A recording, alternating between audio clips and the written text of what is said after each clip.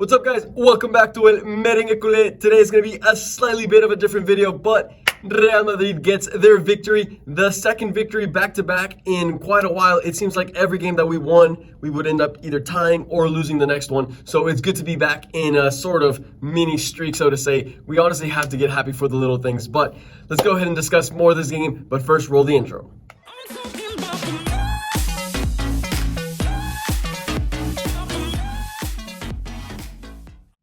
Like I said, guys, what's up? Welcome back to it, Merengue Culé. So the reason why I'm saying that today is going to be a little bit of a different video is because I was currently in lab, and I always, every time Madrid plays while I'm in lab working, I put up the game. But this time we had some professors that were a bit salty about me just enjoying having a good time watching the game while doing my work. So they made me they came up to me and they told me that I had to put it away, but I still had the audio going on in my AirPods, so I still got to basically hear everything that happened. I got to see the goals and all that. So I'm not going to bring in the most in-depth analysis in terms of the actual gameplay, but I can still definitely discuss my thoughts and opinions on the game. First off, I will say that we had a very interesting lineup. I didn't do a pregame analysis for this video.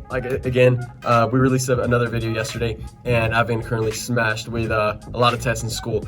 So that was that. But going into this game, we knew that we were going to have a lot of players missing. About eight of our players from the first team were not there in this game, either due to injuries, due to suspensions like Toni Kroos. And so straight off the bat, had I made the pregame analysis video, I would have told you guys that I did not expect Real Madrid to win this game. My prediction would have been either a tie or a loss, if I'm being completely honest. Out of our first team, we only had, I believe, 12 players from our first team. That's counting two goalies. Something crazy like that. So if you look at our starting lineup, we actually had Marvin, the guy that debuted, or no, that wasn't his debut, but he played with us against Huesca. He was actually starting. He is, I believe, 18 or 19 years old. And if I give you a quick thought on his game, I thought he actually did pretty good. Nothing like just insane or just blows my mind like you're amazing, but he had a very solid game, didn't make any mistakes. Honestly, pretty promising, pretty nice to see someone come out there, step up, and have a good game, because you see other players that are actually from the first team like Odriozola, or sometimes, obviously Isco, a few other players that come onto games and they just have horrible games, and it's like, you don't even understand how they're at Real Madrid at some points. You're like, how did you get here? How can you be playing, and how can you be making such dumb mistakes that are just regarding tactics and things like that? You just not trying hard enough. It's it's understandable. There's one thing to have skill, and there's one thing to just mess up things that are just regarding the tactics of football. And I was really surprised and happy to see that he came on, and even though he's 18, 19, he was playing well. So that's that with him. But more on the lineup. I thought it was pretty interesting that obviously Zidane had to make some changes. We finally saw what a lot of Madridistas, a lot of you asked down below in the comments, which is to see Marco Asensio as a center attacking mid. So we were playing with a 4-2-3-1 formation because Toni Kroos wasn't there. So it was only Casemiro and Luka Modric at the holding defensive midfielders position, with Marco Asensio right in front of them. And then we had Vinicius Jr. on the left, and Marvin, like I said, the youngster that we were just talking about, on that right wing, with Vincent up top. So real quick, okay, I guess let me just say the defense real quick. The defense was Nacho and Varane in the defense, with Marcelo as the right back and Ferran Mendy as the left back. However, in actual game, we actually played more of a 3 in the back formation, with Ferran Mendy kind of playing as a third center back, and Marcelo was really helping out in the midfield. He did not have that many defensive duties, especially because this was a Getafe side that, on paper, they're a really good team. Look at their players, they're a really good team. They obviously have Kubo, our own player. They have Aleñá.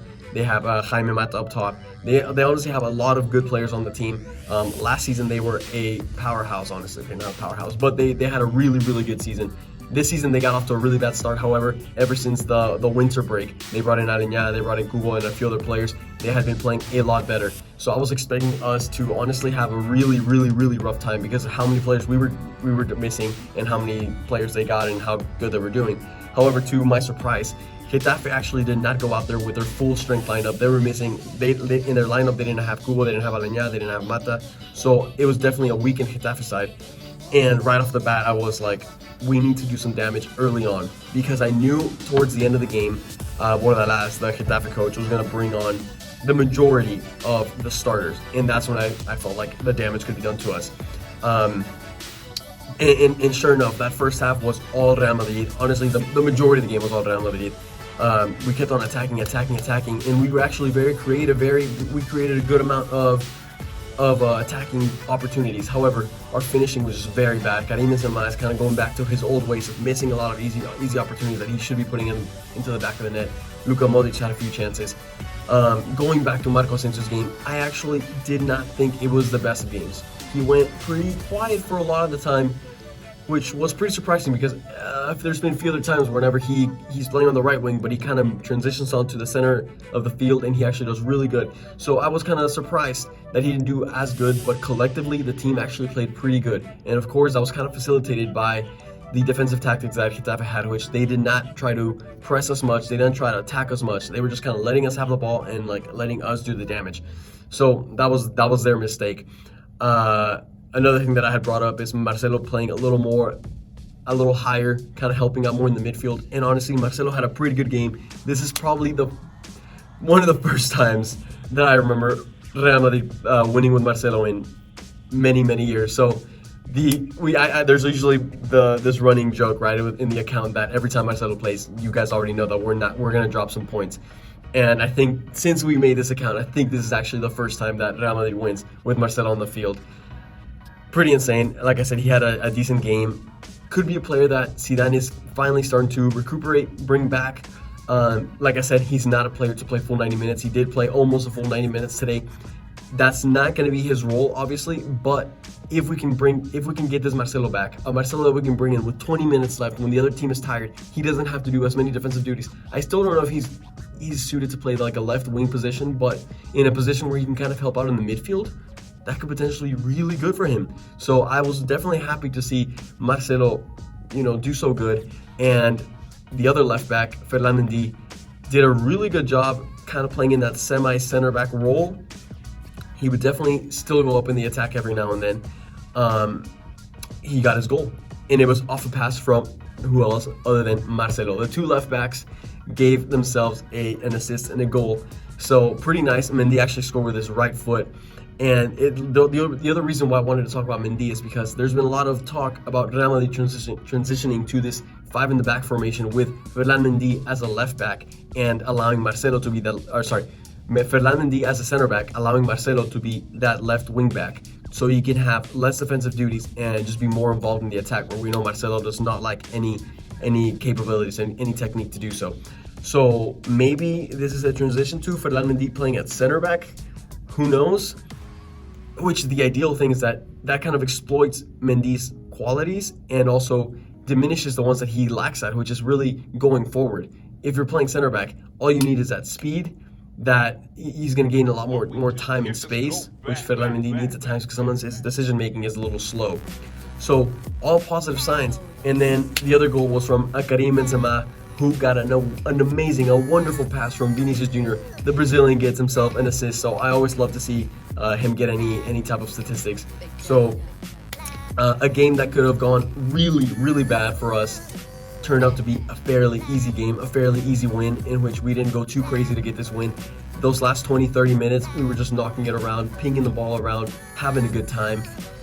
Really nice to see. Honestly, we're not very used to seeing that from the team much lately. So that's definitely a positive from this game. Okay, so I just kind of mainly wanted to give my thoughts and ideas rather than much of an analysis for this video. Of course, if you haven't watched our Champions League prediction video, I highly suggest that you do so. Real Madrid will be playing this weekend against Valencia, a team who we lost to in the first round. If you guys remember, 4-1 off that hat-trick of penalties that Carlos Soler had. So be on the lookout for that pregame analysis video. Guys, hopefully Real Madrid can keep building from this. Our second win in a row in La Liga. We are now down, I forgot to mention this, we have cut the lead from 10 points against Atletico Madrid to now 5 points. Sure, Atletico still has games in hand, but hey, the lead is now only 5 points for Atletico as of right now. They did tie against Celta Vigo yesterday, so dropping 2 points, which is finally the time that we could see Atletico not win every freaking game. So I don't want to get you guys excited. I still don't think that this Real Madrid team is made to fight for this La Liga anymore, unfortunately. But at the same time, I don't give it a 0%, right? There's always room to hope. Hopefully we can start getting some players back from injuries soon. We need Valverde. We need to start getting Rodrigo back. We need something to spice things up. A center back, Militao, Ramos. Well, Ramos is going to be a while. We just need to start getting players back, and hopefully things can start turning around.